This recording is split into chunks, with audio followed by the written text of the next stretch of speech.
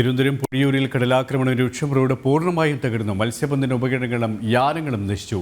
കടലാക്രമണത്തെ തുടർന്ന് തീരപ്രദേശത്തെ വീടുകളിലും വെള്ളം കയറി. വീടുകളുമായി ടിൻഡു ചേരുകയാണ്. ടിൻഡു, ജനജീവിതം എത്രത്തോളം ദുസ്സഹമാണ് ഈ പൊഴിയൂരിൽ?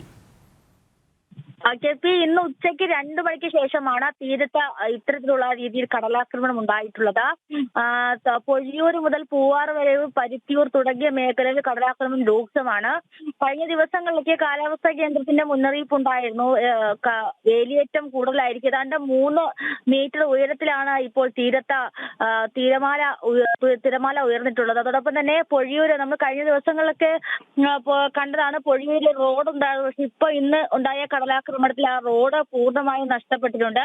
അതോടൊപ്പം തന്നെ പൊഴിയൂര് ഈ കായലും കടലും ചേർന്ന ഇടത്ത് തന്നെ ഓഖി ബാധിതരുടെ ഓർമ്മയ്ക്കായിട്ട് ഒരു സ്മാരകവും, ഓഖി സ്മാരകവും, അതോടൊപ്പം തന്നെ ഒരു പാർക്കും ഉണ്ടായിരുന്നു. ഈ പാർക്കിലെ സാധനങ്ങളെല്ലാം കടലെടുത്ത് പോയിട്ടുണ്ട്. അതോടൊപ്പം തന്നെ ഈ പാർക്കിൽ ഇരിക്കാനുണ്ടായിരുന്ന സൗകര്യങ്ങളെല്ലാം പൂർണ്ണമായും തീരം എടുത്തിട്ടുണ്ട്. താൽക്കാലികമായിട്ട് ഈ തീരത്തേക്ക് അല്ലെങ്കിൽ ഇത്തരത്തിൽ രീതിയിലുള്ള കടലാക്രമണം അധികമായി ബാധിക്കാതിരിക്കാൻ വലിയ ചാക്കുകളിൽ മണൽ നിറച്ച് തിട്ടകൾ ഉണ്ടാക്കിയിട്ടുണ്ടായിരുന്നു. ഈ തിട്ടകളും പൂർണ്ണമായിട്ടും കടലെടുത്തിട്ടുണ്ട്. അതോടൊപ്പം തന്നെ മത്സ്യബന്ധന യാനങ്ങളും ഉപകരണങ്ങളൊക്കെ നഷ്ടപ്പെട്ടു. കറ്റമരം എല്ലാം തീരത്ത് മാറ്റിയിട്ടിരുന്ന കറ്റമരം എല്ലാം കടലെടുത്തു എന്നാണ് ഇപ്പോൾ നിലവിൽ മനസ്സിലാക്കാൻ സാധിക്കുന്നത്. ഇതേ സമാനമായ രീതിയിൽ തന്നെയാണ് പരുത്തിയൂര്, പൂവാറ്, പൂന്തുറ തുടങ്ങിയ മേഖലകളിലും.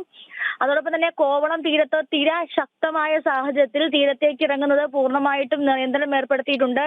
നിലവിൽ ഇപ്പോൾ വിനോദസഞ്ചാരികളോട് തീരത്തേക്ക് ഇറങ്ങരുത് എന്ന് കർശന നിർദ്ദേശം കൊടുത്തിട്ടുണ്ട്. തിരുവനന്തപുരം മുതൽ കാസർഗോഡ് വരെയുള്ള തീരങ്ങളിൽ വേലിയേറ്റം രൂക്ഷമാകുമെന്നാണ് കാലാവസ്ഥാ കേന്ദ്രം മുന്നറിയിപ്പ് നൽകുന്നത്. നമുക്കറിയാം, മഴ ഇല്ലെങ്കിൽ പോലും വേലിയേറ്റം രൂക്ഷമാകുന്നുണ്ട്. അതോടൊപ്പം തന്നെ മത്സ്യത്തൊഴിലാളികളോട് 2 ദിവസം കടലിൽ പോകരുത് എന്നൊരു നിബന്ധനയും നൽകിയിട്ട്, കാരണം ഈ തീരത്ത് നിന്നും വള്ളം കടലിലേക്ക് ഇറക്കാൻ കഴിയാത്തൊരു സാഹചര്യമാണ്. ആ ഒരു രീതിയിലാണ് തീരത്തേക്ക് തിര അടിച്ചു കയറിക്കൊണ്ടിരിക്കുന്നത്. പൊഴിയൂർ മുതൽ വിഴിഞ്ഞം തീരത്തും ഒക്കെ സമാനമായ രീതിയിൽ തന്നെയാണ്. അതോടൊപ്പം തന്നെ മറ്റൊരു കാര്യം പറയേണ്ടത്, ഈ റോഡുകളെല്ലാം പൂർണ്ണമായും കടലെടുത്തിട്ട് പോയതാണ് നമുക്ക് ദൃശ്യങ്ങളിൽ കാണാൻ സാധിക്കും. എന്തായാലും നിലവിൽ ഇപ്പോൾ ഈ പ്രദേശത്താകെ കടലാക്രമണം രൂക്ഷമാണ്. ഉച്ചയ്ക്ക് 2 മണിക്ക് ശേഷമാണ് ഈ രീതിയിൽ കടലാക്രമണം ഉണ്ടായത്. കെ.പി. ശരി, ടിൻഡു ദാസ് ആണ് വിവരങ്ങൾ നൽകിയത്.